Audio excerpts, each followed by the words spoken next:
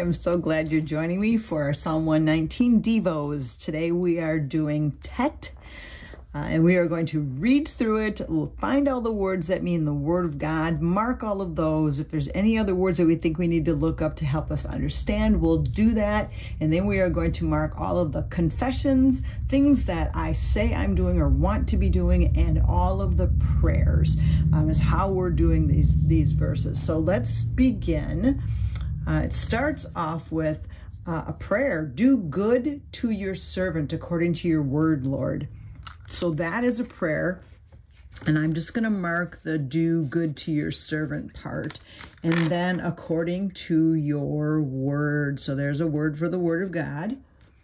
The next line, teach me knowledge and good judgment, for I trust your commands. That is actually a prayer and a confession. So teach me, I'm just going to label the part teach me, and then we'll talk about knowledge and good judgment. But then this part, for I trust your commands, is a confession. That is what I am doing, Lord. I am trusting your commands. And the word for the word of God in this verse is commands. Verse 67, before I was afflicted, I went astray, but now I obey your word. So again, confession, right? Now I obey is a confession, and then your word. So the word. 68, you are good, and what you do is good. Teach me your decrees. So I'm just going to mark the word decrees since I already still had this in my hand. And then you are good, and what you do is good is a confession. And then teach me your decrees is another prayer. So this one is teach me knowledge and good judgment. This one is teach me your decrees. So two different things to pray about. Now I often go back and I mark verses that mean a lot to me.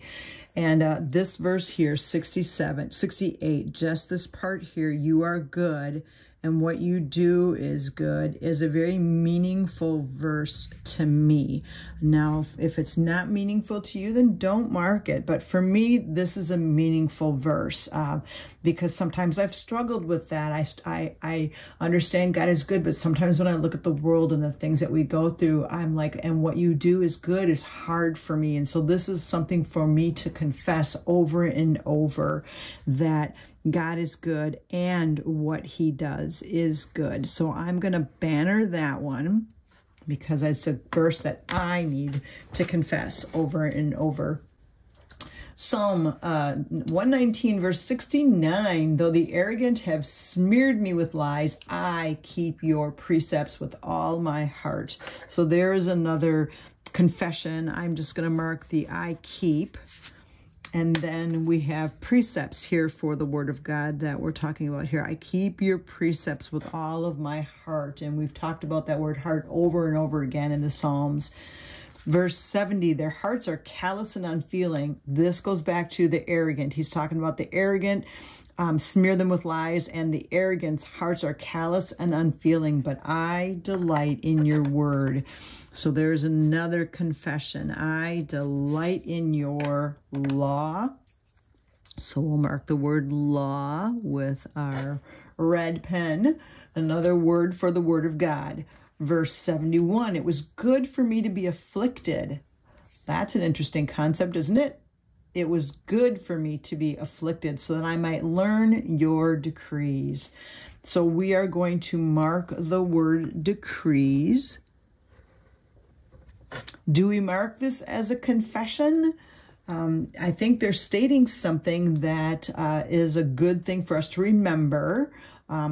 It was good for me to be afflicted that I might learn your decrees. So I think that's a verse that we'll talk about in a little bit, but it's one that is a really good one to meditate on. So I think I am going to mark that as a confession, just as a reminder here. The law from your mouth is more precious to me. Okay, wait. So there's the word law. The law from your mouth is more precious to me than thousands of pieces of silver and gold. And I'm just going to mark the word precious as my confession. So you see in this section here, a lot of confessions and just a few prayers and the prayers are really focused on the Lord teaching you, which is a really great thing for us to keep going back to and asking the Lord to teach us. So now let's go through and let's break it down just a little bit more. We're not going to do a lot of breaking it down, but we will look up all the different words and write down what they are. And I did look up a few other things. So do good to your servant according to your word, Lord. That word servant means slave. And I think a lot of times we'll look at the word servant and go, oh, I serve the Lord. Yes, that is true. But this is more precise when we say slave, because I belong to God. So I would rather use that word slave. So do good to your slave according to your word. And this is debar. And that, again, is according to what you have spoken. And that is a prayer. Teach me knowledge and good judgment. Now, I looked up the words knowledge and good judgment, and there was a couple things that I thought was interesting. Knowledge, there's not a lot we can get out of that because it just means knowledge. But the thing that I think is important to know is that the word knowledge, and I'm going to write this over on the side so you can see this. So the word knowledge, and I'm going to just kind of like this. I'm going to do an arrow. It is the word daath, D-A-A-T-H, and it comes from the root word yada. So I'm going to write underneath this, the root is yada. Now, why is that important? Because the word yada means knowledge, but it means intimate knowledge, experiential knowledge. When Adam went in and had sex with his wife, he knew his wife, that the words are, and it's the word yada. So it's this intimate knowledge, experiential knowledge. That's what he's asking for here, is teach me to an experiential knowledge of your word, okay, which I think is awesome. So that's what that is. And you can write all those notes in there if you want to. For me, like, I know what the word yada means, so that I just thought it was important to put that in there. And then good judgment, another way to say that would be the word discernment. So I just wrote, I'm just going to write the word discernment here so that I know that that's part of what good judgment means, is discernment. For I trust your commands, and the word commands here is mitzvah. So we're just going to write down mitzvah there. I trust your mitzvah.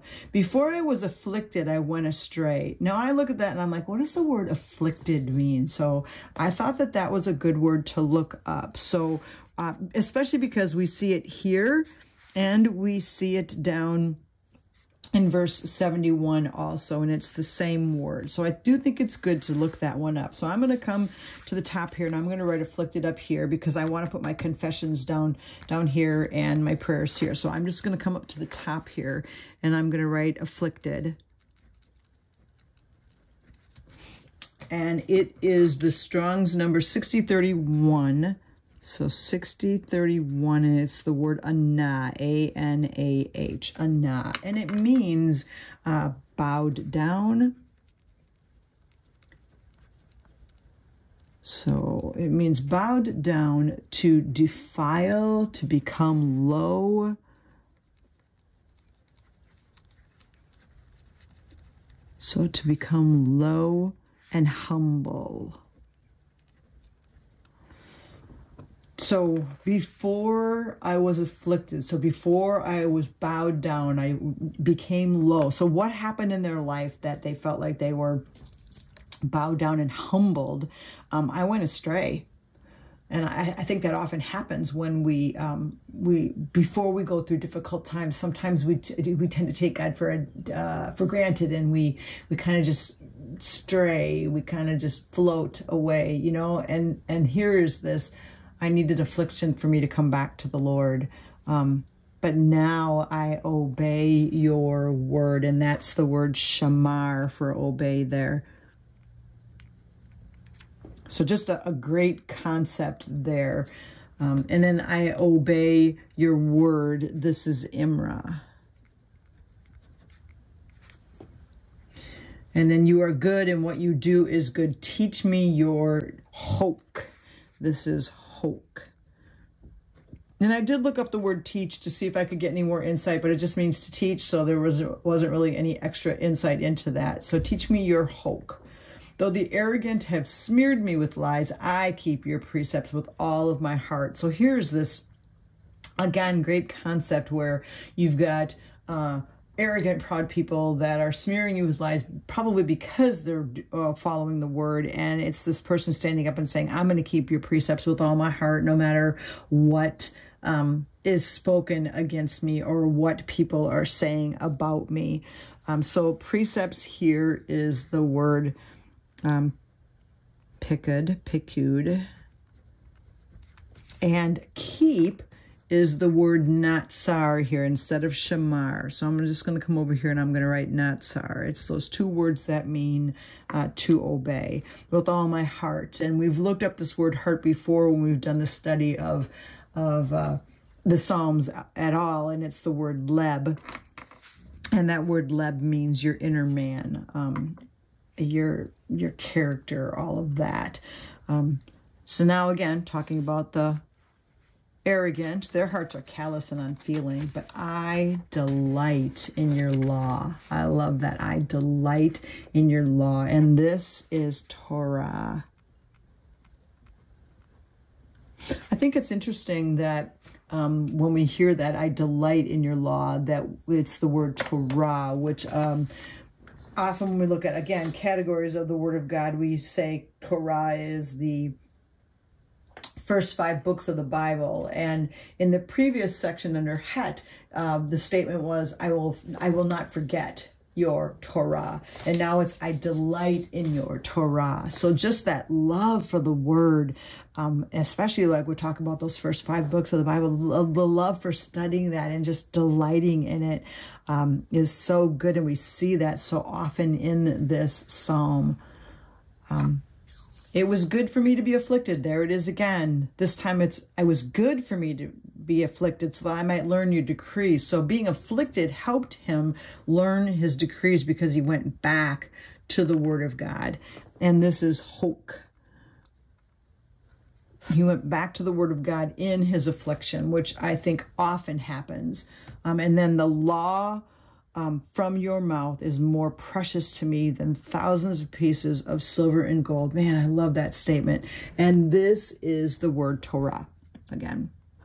So delighting in that, looking at the Torah as being so precious to us. And again, I love that this psalm, this whole Psalm 119 just makes the love of the word so strong and brings it out. And I love that, because I think for me, sometimes we can look at the word and we can start to take it for granted, or sometimes we'll read it and we're like, we're not getting anything out of it and we're struggling.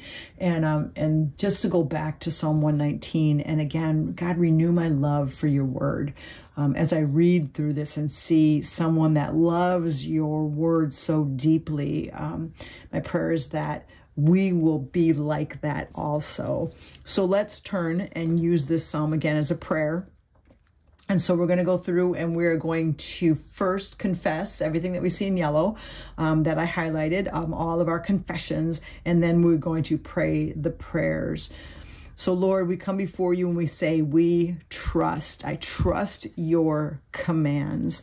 Lord, I now obey your word. You are good and what you do is good. I know that to be true, Lord. I keep your precepts with all of my heart. Lord, I delight in your law. It was good for me to be afflicted because I learned your decrees.